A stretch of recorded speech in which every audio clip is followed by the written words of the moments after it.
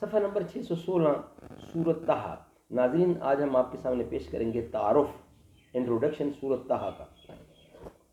توضیح القرآن، آسان ترجمہ قرآن تشریحات کے ساتھ از مفتی محمد تقی عثمانی۔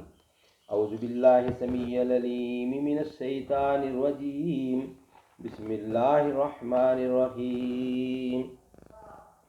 الحمد للہ وکفی وسلام علی عبادہ الذین اصطفی۔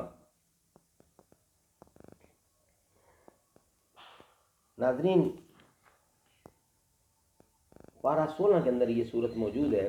طٰہٰ سیریل کے حساب سے 20 نمبر 20 نمبر پہ یہ صورت ہے۔ یہ صورت مکی ہے اور اس میں 135 آیتیں ہیں اور 8 رکوع ہیں۔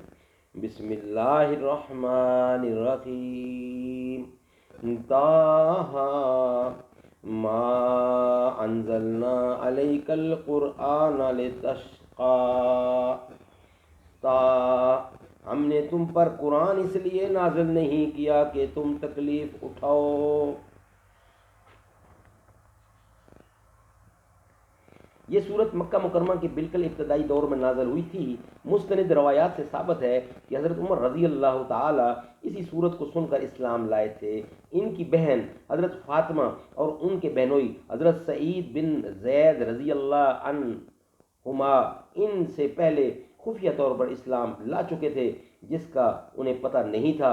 ایک روز وہ گھر سے حضور اکرم کو قتل کرنے کے ارادے سے نکلے۔ راستے میں نعیم بن عبداللہ نامی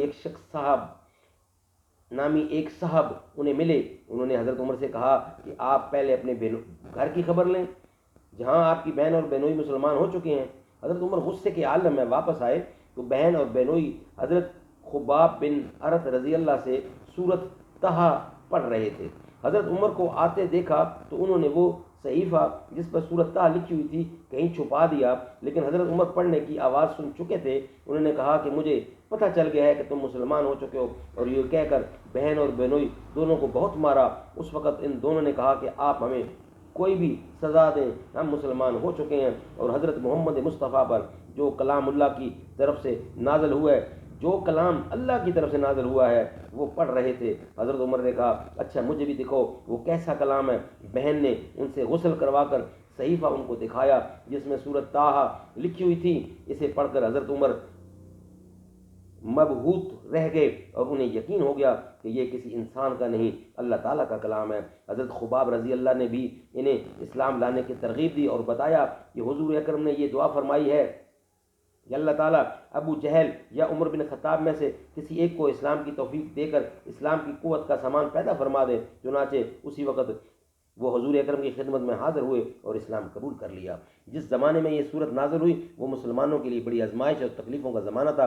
کفار مکہ نے ان پر عرصہ حیات تنگ کر رکھا تھا، اسی لیے اس صورت کا بنیادی مقصد ان کو تسلی دینا تھا کہ اس قسم کی آزمائشیں حق کے علم برداروں کو ہر زمانے میں پیش آئی ہیں، لیکن آخری انجام انہی کے حق میں ہوا۔ چنانچہ اسی سلسلہ میں حضرت موسیٰ علیہ السلام کا واقعہ نہایت تفصیل کے ساتھ اسی صورت میں بیان ہوا ہے، جس سے دونوں باتیں ثابت ہوتی ہیں، یہ بھی کہ ایمان والوں کو آزمائشوں کا سامنا کرنا پڑتا ہے، اور یہ بھی کہ آخری فتح انہی کی ہوتی ہے۔ اس کے علاوہ یہ بھی ثابت کرنا مقصود ہے کہ تمام انبیاء کرام کی بنیادی دعوت ایک ہی ہوتی ہے کہ انسان خدائے وحد پر ایمان لائے اور اس کے ساتھ کسی کو شریک نہ ٹھہرائے۔